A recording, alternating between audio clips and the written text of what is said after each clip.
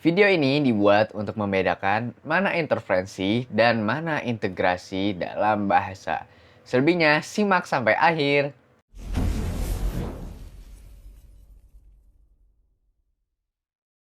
Assalamualaikum warahmatullahi wabarakatuh.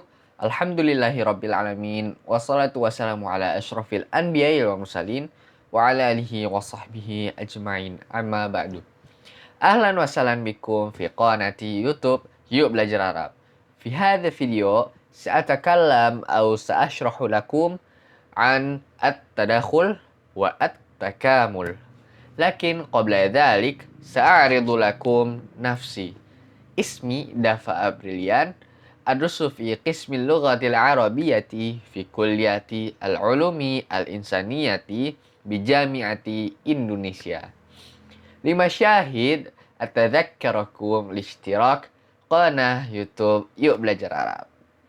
Jadi teman-teman semua, di video kali ini saya akan menjelaskan atau memberi info mengenai intervensi dan integrasi dalam bahasa. Nah, untuk lebih lanjutnya, yuk simak sampai akhir. Bicara soal bahasa, kita semua tahu teman-teman kalau bahasa itu selalu mengalami perkembangan dan perubahan.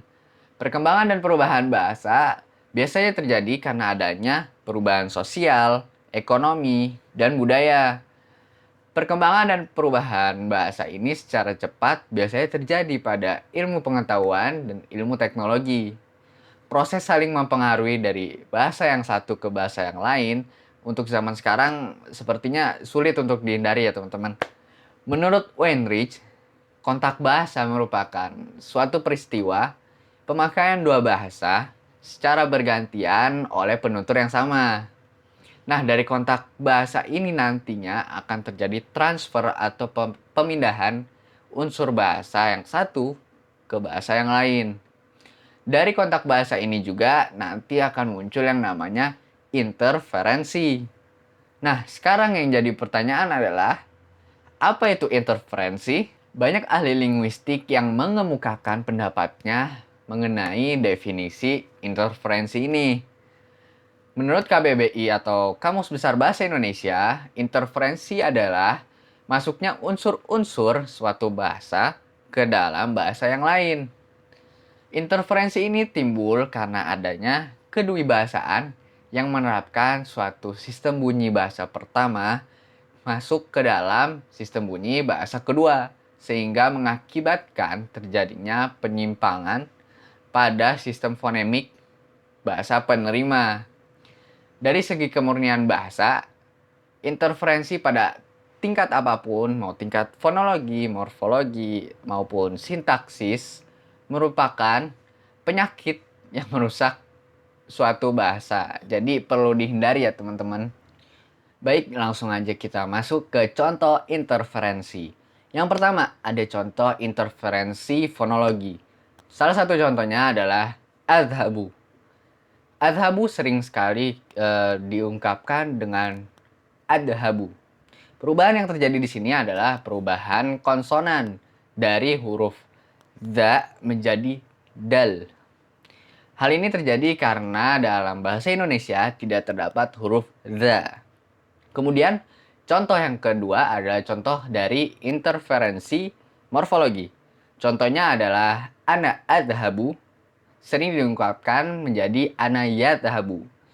Hal ini terjadi karena orang Indonesia belum terbiasa dengan perubahan gender, jumlah, dan juga persona dalam kata kerja. Dan yang terakhir adalah interferensi sintaksis. Contohnya adalah huwa ya'kulu menjadi hiya ya'kulu. Hal ini sering terjadi karena orang-orang Indonesia belum terbiasa dengan perubahan gendernya. Yang kedua, ada integrasi. Integrasi tidak bisa dilepaskan dari fenomena interferensi dalam bahasa.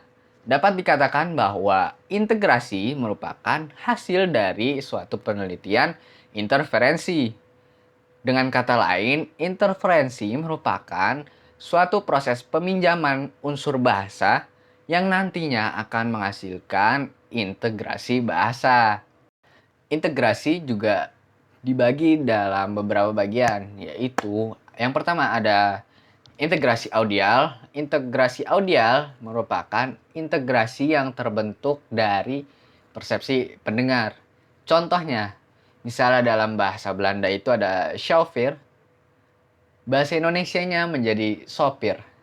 Dari chauffeur menjadi sopir. Yang kedua ada integrasi visual. Integrasi ini dibentuk berasal dari tulisan bahasa asli diubah menjadi aturan bahasa penerima. Contohnya, dalam bahasa Inggris standar, dalam bahasa Indonesia menjadi standar. Integrasi yang ketiga adalah integrasi penerjemahan langsung. Integrasi ini yaitu mencarikan kata yang sepadan antara bahasa asing dengan bahasa Indonesia. Contohnya, airport dalam bahasa Inggris, bahasa Indonesianya adalah bandara. Kemudian integrasi yang terakhir adalah integrasi penerjemahan konsep.